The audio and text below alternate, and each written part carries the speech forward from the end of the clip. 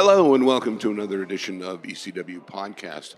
We are coming to you live from the 2022 National Conference here in beautiful Orlando, Florida. I'm your host. We're going to be talking about clinical rules engine today.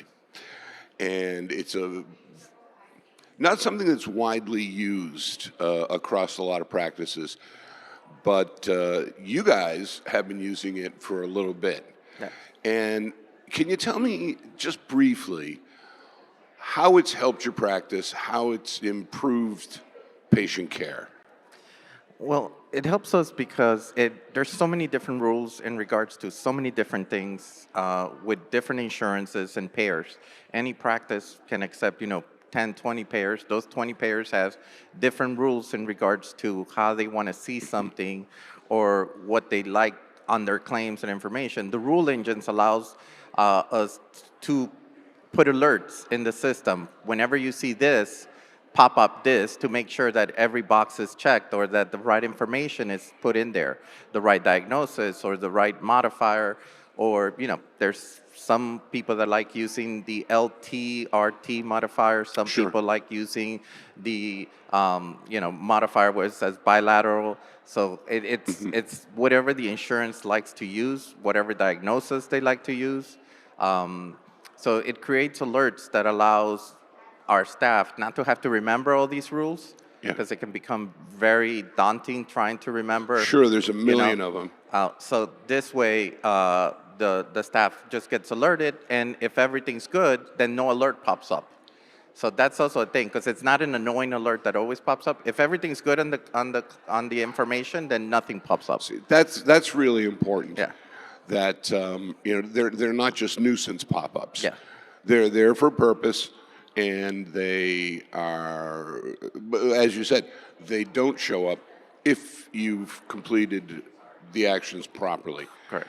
Have you gotten any pushback from folks about this? In particular, I'm thinking of providers. No, actually not. Neither the providers nor the staff have. They actually like it. And one of the things that it does create is accountability. Mm-hmm. Because you can't say, oh, I forgot, you had an alert. Right. So you suppress the alert. Because if not, if you have to either suppress the alert or fix the problem. Right. So if you don't suppress if you don't fix the problem and all you did was suppress the alert, then you're basically, you're basically saying I didn't do my job. And Right. And you have logs that'll show you yeah. when these alerts were suppressed, and so Yeah. you can keep track on what's going on with.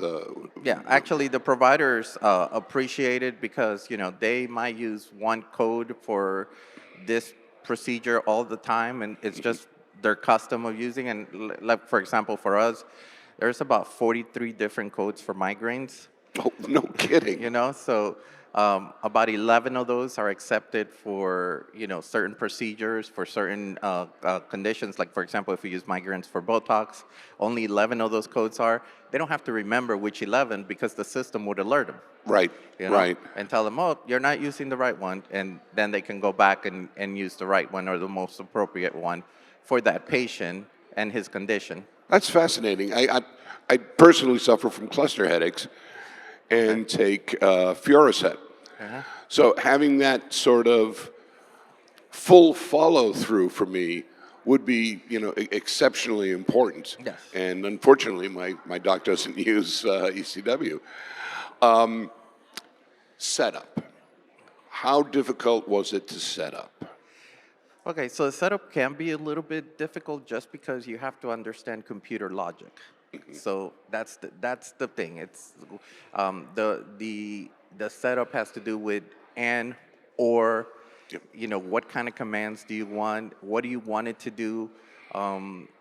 What procedure are you bringing from the? Is it going to happen when you're in this facility or that facility? So, but once you create it, I mean, we have right now over 1,400 rules in our rule engine, and there's no maintenance. Once you create Once it, it's there, it's there. It's good. Yeah, so it just takes a little bit of testing sometimes because what you thought was logical was not really computer logical. Well, yeah, that whole Boolean logic thing Yeah. can get a little Correct.